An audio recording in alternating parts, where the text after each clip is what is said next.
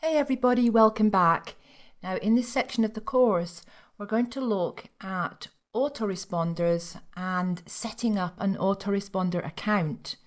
Now an autoresponder is something that you need in order to build an email list and send CAN spam compliant emails to your subscribers.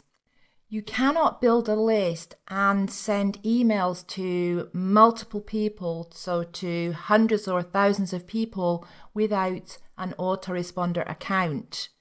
Now, the service I use is called Aweber, and I've been using it since 2006, and it is the leader in the field.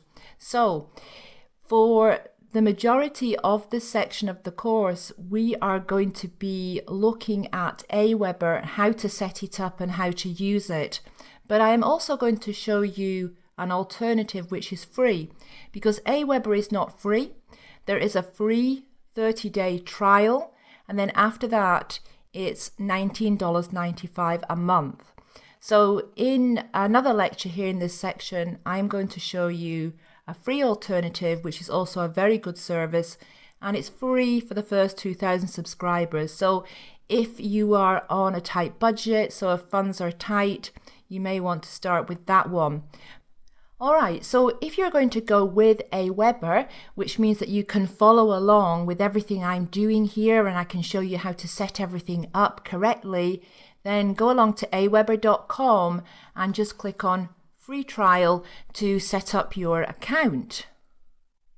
Now, the first time you log in, just after registering for an account with Aweber, your screen may look different to this. First of all, you won't have any data to display, but apart from that, you may be guided to set up your profile and to add certain information to your account. So if that's the case, just go ahead and do that. Also, if you have been provided with a sample list inside of Aweber, just completely ignore that and you can delete it later. But for now, just ignore it if you have one there. So once you've done the necessary things that Aweber's asking you to do regarding setting up your profile, the next thing to do is to go up to Manage Lists and click on Manage Lists, because now we are going to create our first list. Now on my Manage Lists page, all my lists are displayed, but you won't have any, or if you do have any at this stage, you'll just have something called a sample list. Now, as I say, you're just going to ignore that and go ahead and click on the green button that says Create a List. Now, for the company name, you can either use your own name or you can use the name of your brand, so the name of your website. So for this list, I am going to use the website or the blog that I have set up as a training tool for my blogging courses here on Udemy. And in the company website field, this is where you're going to enter your website. Now, this is an important part of the process. Which address would you like to include at the bottom of your emails? Now, you must have a real physical address at the bottom of every email that goes out. Now, you don't need to use your own home address. And in my opinion, it's wise not to use your home address. Now, if you have a company and you have an address for that company, you can use that.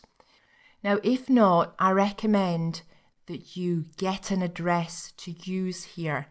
Now, of course, it's your choice, but when you are working online, and especially when you're doing something like building a list, you're going to get a lot of people subscribing to this list. Do you really want your own home address to be displayed on every email you send out? I would say it's probably not a good idea.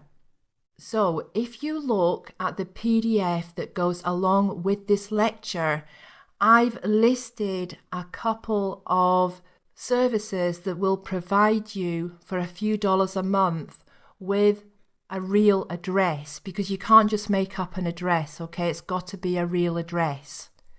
Now the next part of the process is to enter a sender name and email address that will appear on the emails that go out to this list that you're creating at the moment. Now you can have a different sender email address and even a different name on each list you create, although that's probably not a good idea.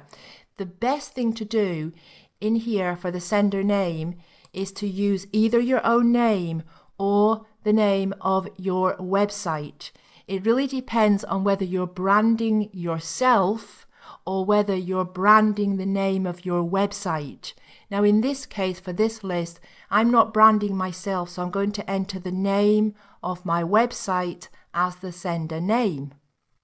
Now it's really important to do this correctly, so it's really important to have either your own name or the name of your website here in the sender name field. Because for one thing, your list subscribers, when they receive your emails, you want them to recognize those emails, recognize who they're from. And the second reason is that it helps to stop your emails going into spam traps, okay? So decide whether or not you're going to have your own name in here or your brand name, your website name, whatever you're going to put in there, but make sure that you do put something in there. And for your sender email, this should definitely be a professional looking email. So it should be an email that is connected to the domain name of your website, as opposed to like a Gmail or a Yahoo or a Hotmail, because that doesn't look professional. So once you've completed that part, click on Next Step.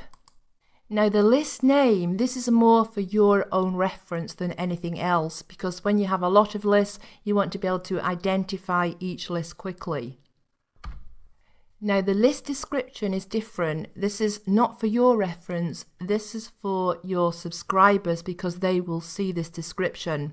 So you want to put a sentence or two in here about your list. So what type of emails are your subscribers going to receive? Now, you can come back and edit this later, and I will be coming back to this later and putting a bit more information in here. But right now, I just want to press on and show you the process. Now, this next step is the confirmation message that your subscribers may receive when they first sign up to your list. Now, when we get a little bit further on here, I'm going to show you how to remove this confirmation, this double opt-in, so that your list subscribers, when they do sign up to your list, they generally won't receive a confirmation message, but some of them will anyway, because sometimes Aweber detects people who have reported spam in the past, and therefore they will automatically get a confirmation message anyway. So there can be a number of reasons why Aweber would send them the confirmation message regardless of whether or not you have it switched off. So what that means is we still need to set a confirmation message. Now you can choose a subject line from here, and I always recommend you choose this one. Response required. Please confirm your request for information. And in the body here, you probably don't need to edit anything at all, but if you do want to edit it a bit, click on Edit. But note that you can't edit this all out and just write something salesy in place of it, because Aweber won't allow that. So anyway, this is okay. If you feel you do want to edit anything, click on the Edit buttons and then click on Approve Message and Create List. Now the list has been created, but there's still a couple of things we need to do. So up in this little box here, Current List, you will see the list you've just created, and that means that you are now editing that particular list. So anything you do here will be related to the list that's showing in the Current List box. Go into List Options, click on List Settings. Now here you can edit or add to any of the information that you have just put in. So anything that you do put in when you're setting up your list, you can edit or change that anytime you want. Now click on Personalize Your List over here on the left. And in the email signature, I recommend that you enter your URL, so the URL for your website. And if you want to enter a few words as well, you can do. And then scroll down to the bottom here and click on Save Settings.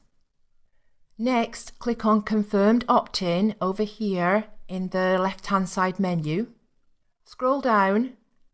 Under Required Opt-in, send a confirmation opt-in for web forms. I recommend that you switch this off.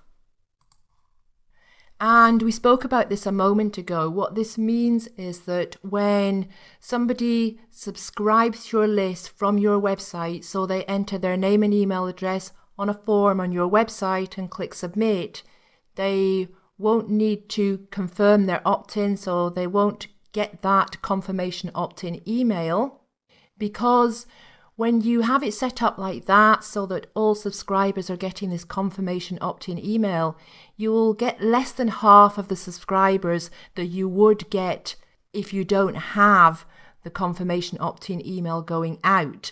Now, as I already explained though, there will still be a few subscribers who do automatically get the confirmation email regardless, but by switching this off, the majority of them won't. Now, let me just say a couple of words about this and, why does confirmation opt-in even exist if it so drastically reduces the number of subscribers that end up on your list? It is basically to protect you against spam complaints. However, if you take on board what I'm teaching you in this course, you will have very, very low and very few spam complaints anyway. My spam complaint rate is extremely low, and I don't use confirmation opt-in at all, and I haven't done for years. So you don't need to worry about spam complaints, providing that you are respecting your list and you're following what I teach you in this course. So I recommend that you have that switched off. And again, don't forget to scroll down and click Save Settings. Alright, so you have just completed setting up your first list.